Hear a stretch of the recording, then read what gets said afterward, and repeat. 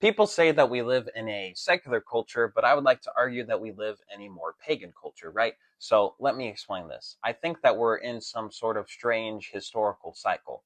So if we go all the way back to the sort of beginning of documented human history, at least in the time before the coming of Christ in the BC era, we have paganism being a very dominant thing. You think about ancient Greece, ancient Rome, Babylon, Mesopotamia, other Eastern religions, these were all very pagan cultures that dominated the human civilization for such a long time. And then you had the coming of Christ and the rise of Christianity, which was very slow at first because in the first few centuries there was heavy persecution against Christianity, right? And then you have the coming of Emperor Constantine, and then he legalizes Christianity with the Edict of Milan in 312, and then Christianity blows up quite a bit because it is now legal to practice, and you will not get killed for it in the Roman Empire, right? And then you have the fall of Rome eventually in the late 5th century BC, and then you have this development of the medieval era being built up, and then you have the crowning of Charlemagne in the year 800 as the Holy Roman Emperor, and then that's when Christendom really takes off. And this, at least in the world of Europe, Christianity was very dominant in how the laws were made and the culture around you, right? Especially the culture with, you think about the peasants, and the days that they would get off would be based on the Catholic feast days in the world of Christendom, right?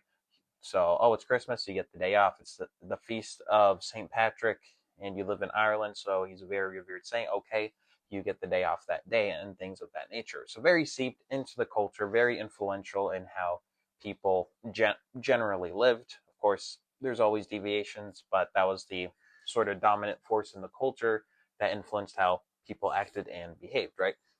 And then you have the coming of the Enlightenment and the rise of secularism, I believe, came from that, right? Because then Christendom starts to sort of crumble. There's the fall of the Holy Roman Empire. That's not really a thing anymore. And then you have the rise of secularism, which I believe peaked in sort of the late 20th century. And now we are brought to the new age where we are now. And I think that we are shifting back to the paganism of the old times. And I think there's a few telltale signs of that. The dominant one, of course, is being child sacrifice. But before we get into that, we could talk about a few smaller oddballs that are out there in just sort of kind of daily practice in the world. And so, first of all, we have the practice of crystals. You've seen the people in school, maybe at work, and they have that little weird crystal shape that around their neck. Well, this actually comes from ancient pagan practices that even Greece and Egypt, they had this practice because they believed that these crystals and these different types of stones had some deep connection to the earth and that they could get good energy and good vibes. So they probably wouldn't use that terminology, but that's sort of the terminology used today. You could get those things from these crystals, and they believed that they genuinely had power. And so this modern practice of crystals actually has its origins in the ancient pagan world.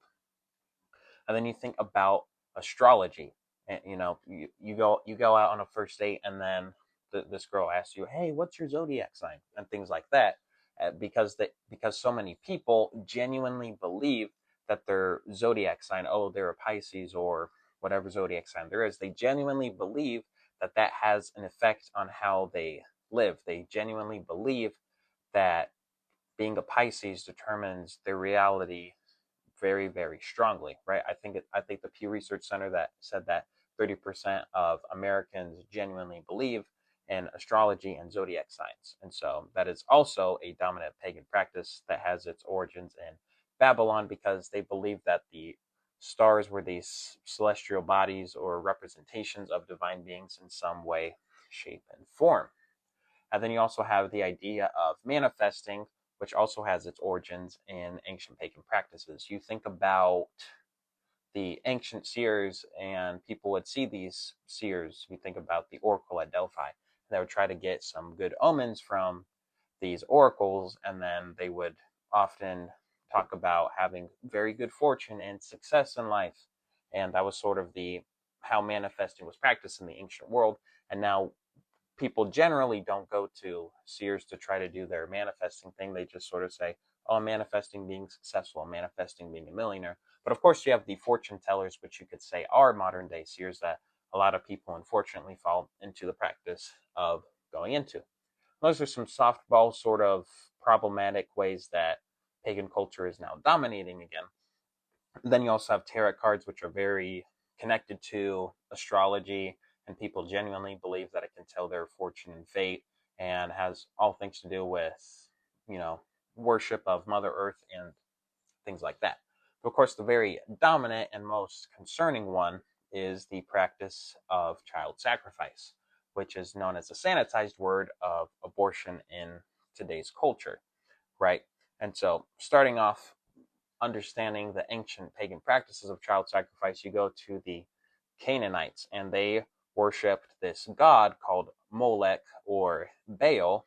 And what these Canaanites would do is that they would sacrifice their children to these gods. They were often made of bronze and burning, and so there'd be this burning bronze statue, and they place their children into the hands of this demon idol to then be burned and then, offered up as sacrifice. And so, of course, it looks different, and there's not people going up to bronze statues and placing their children on the altar.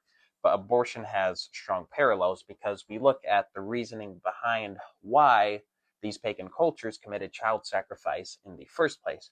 And so, first of all, it was often an atonement for wrongdoing. If you committed some grave perceived evil, then they would often sacrifice their firstborn, because that's sort of the first fruits in some sort of way, to basically make atonement for that. And then it would sometimes, child sacrifice would be often used as an offering to try to win a victory, or just a general offering to try to win some sort of material favor or gain or success in life. And I want to focus on that last one, because if you look at abortion, it's no secret that 92% of abortions are elective, and it's not very much what is called a serious reason, though 100% of abortions are always wrong, right? Because with most of these abortions, the majority of them, women say that, oh, they're not ready, that it's not the time, they have this career goal to get, and that they have this education that they need to achieve. They're going after their PhD, or they're trying to become a CEO of a company, and that having this baby would basically throw everything off, and they can't achieve what they want in life. We have concrete examples of this.